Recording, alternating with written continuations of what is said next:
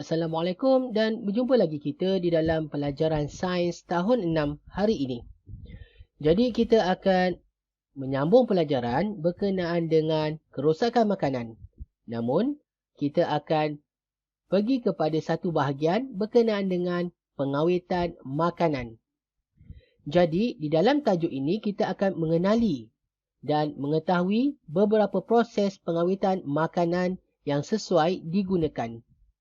Jadi, kita kenali dahulu apakah itu pengawitan makanan.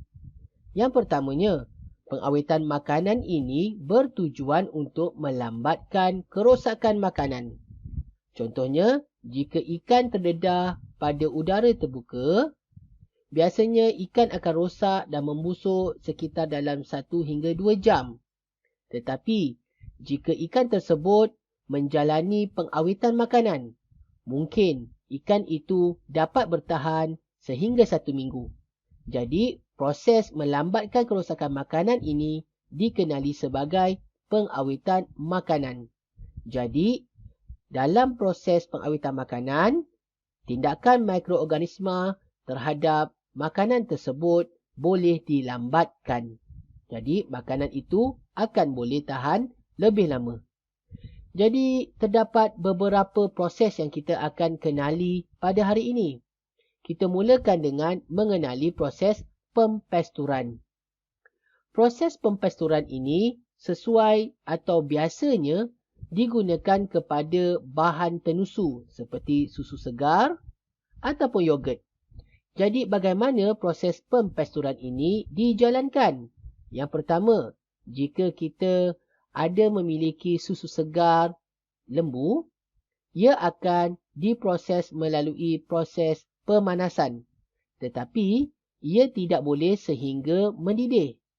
Proses pemanasan ini biasanya cukup seperti suam sahaja kurang daripada 100 darjah Celsius. Ini adalah bertujuan untuk membunuh mikroorganisma dan dalam masa yang sama dapat memelihara zat yang ada pada susu itu. Dan apabila proses pemanasan itu selesai dalam tempoh beberapa minit, ia akan disejukkan segera supaya zat susu itu terpelihara dan dibotolkan dengan cepat. Jadi, kalau kita lihat susu-susu segar yang dijual di pasaraya di dalam botol ataupun di dalam kotak, itu adalah contoh susu yang telah dipasturkan. Proses yang kedua lebih kita kenali sebagai penjerukan. Jadi ini biasa kita kenal sebagai jeruk cili ataupun jeruk buah-buahan. Jadi bagaimanakah proses penjerukan ini dilakukan? Yang pertama, mungkin penjerukan akan menggunakan larutan cuka. Dan terdapat juga beberapa proses penjerukan yang menggunakan larutan gula pekat. Kedua-dua larutan ini digunakan adalah untuk menyekat ataupun melambatkan proses pertumbuhan mikroorganisma di dalam makanan tersebut kerana mikroorganisma tidak sesuai hidup di dalam larutan yang berasid seperti cuka. Biasanya proses penjerukan ini digunakan terhadap makanan-makanan seperti buah-buahan. Oleh itu, biasa kita akan nampak jeruk mangga ataupun jeruk cili yang melalui proses ini. Jadi, buah-buahan dapat bertahan pada jangka masa yang lebih lama daripada musimnya.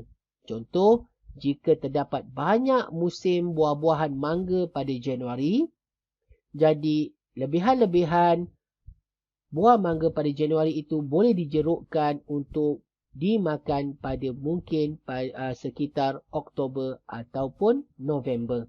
Jadi, bekalan makanan ataupun musim-musim buah-buahan tersebut dapat dinikmati pada luar daripada musimnya. Jadi, ini adalah proses yang kedua dikenali sebagai proses penjerukan. Proses yang ketiga biasa kita gunakan di rumah, iaitu proses sejuk dan beku. Jadi jangan keliru, terdapat dua proses kat sini. Satu proses sejuk, di mana biasa kita gunakan terhadap sayur-sayuran atau buah-buahan. Dan Proses pembekuan pula biasa digunakan terhadap makanan basah seperti daging dan ikan. Di dalam peti ais biasanya terdapat dua bahagian.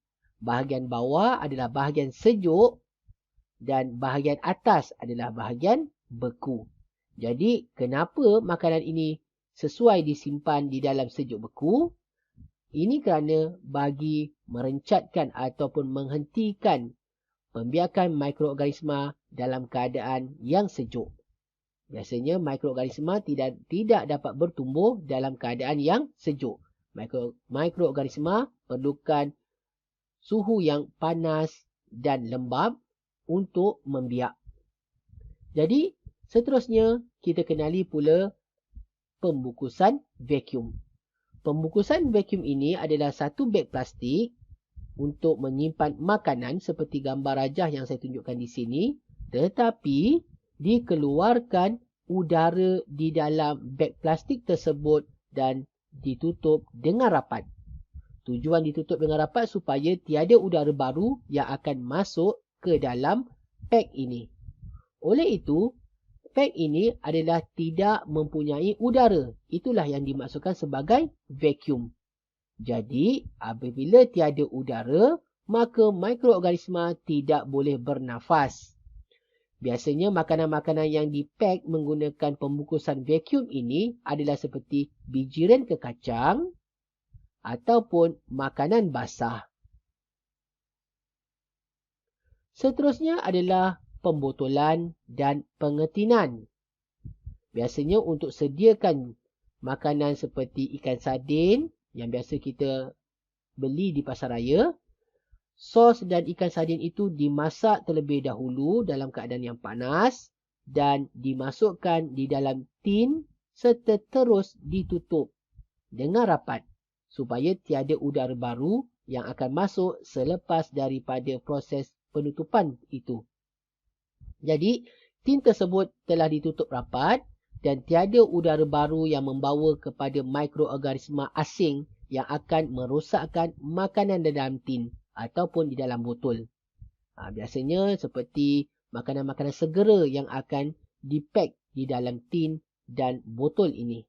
Seperti sos, kicap dan sardin. Kita kenali pula proses pengeringan dan pemasinan. Ini adalah satu cara yang agak kuno yang biasa digunakan oleh orang terdahulu dan nenek moyang kita sebelum ini. Biasanya mereka pergi ke laut dan mendapat ikan yang kecil-kecil dan sukar untuk dijual, tetapi tidak mahu membazir dan membuangnya. Mereka akan siangkan, buangkan perut, buangkan bahagian dalaman dan dijemur di bawah sinaran matahari untuk berminggu-minggu ataupun berbulan-bulan. Jadi, ikan-ikan tersebut akan mengering.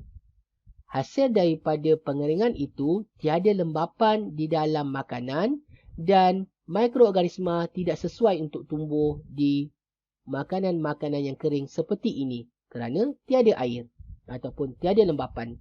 Jadi, kalau tidak dibuat ikan kering, ikan-ikan ini juga boleh dibuat sebagai ikan masin.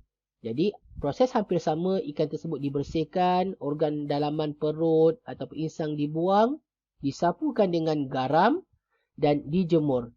Akhirnya, dia boleh digunakan sebagai ikan masin.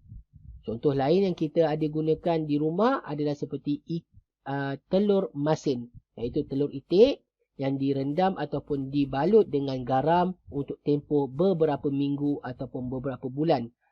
Hasilnya, telur tadi akan berasa masin dan ia selamat dimakan dalam tempoh yang lama. Ini adalah proses penyalaian.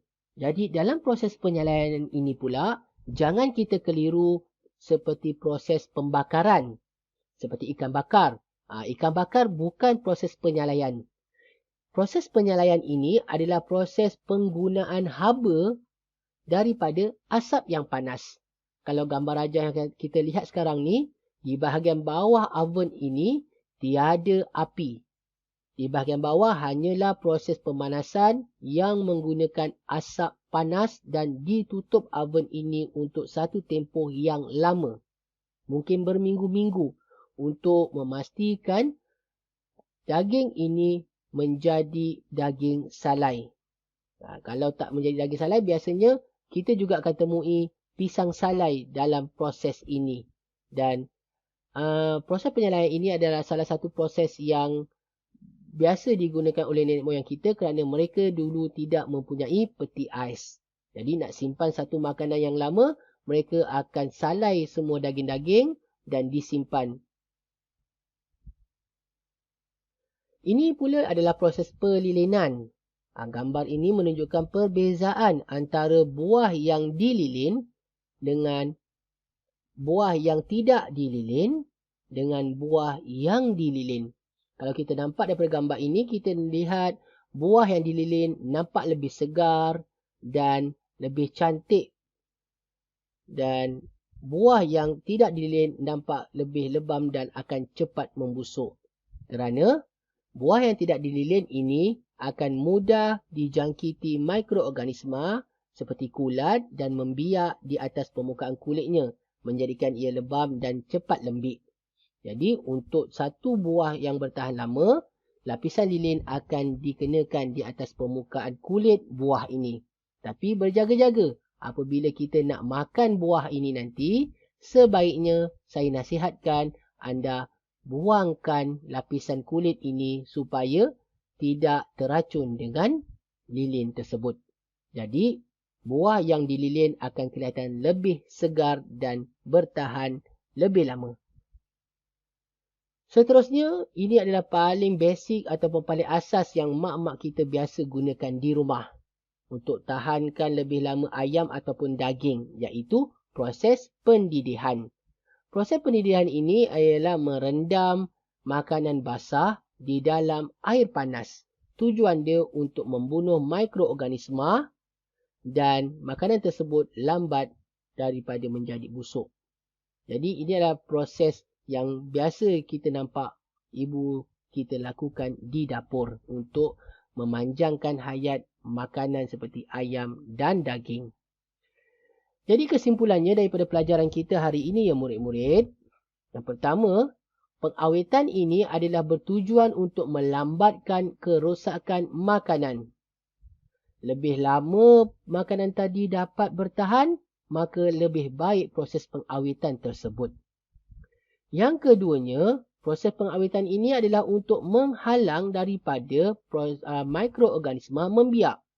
Jadi kita tahu kalau mikroorganisma ini membiak pada makanan, maka ia akan merosakkan makanan.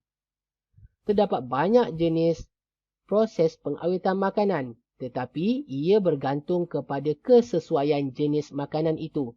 Tak ada satu cara pengawetan makanan yang sesuai digunakan untuk semua jenis makanan. Jadi kita kena lihat, ada makanan yang sesuai dengan cara pempesturan. Ada makanan yang sesuai dengan cara penjerukan. Ada pula makanan yang sesuai dengan cara penyalaian. Jadi makanan-makanan tersebut, kita kena lihat yang mana proses pengawetan sesuai untuk digunakan. Terdapat 9 cara proses pengawetan, iaitu pempesturan, biasanya pada susu. Penjerukan, biasanya pada buah-buahan. Sejuk beku pada makanan basah. Bungkusan vacuum juga biasanya digunakan untuk makanan basah. Botol dan tin biasanya untuk makanan segera. Pengeringan, pemasinan, kita akan lihat seperti ikan ataupun telur masin. Penyalaian biasa kita akan lihat pada pisang ataupun daging salai. Pelilinan biasa berlaku pada buah-buahan dan pendidihan biasa digunakan di dapur untuk mendidih ayam ataupun daging. Itu sahaja pelajaran kita hari ini. Semoga anda mendapat manfaat dan input yang berguna berkenaan dengan proses pengawetan makanan. Assalamualaikum.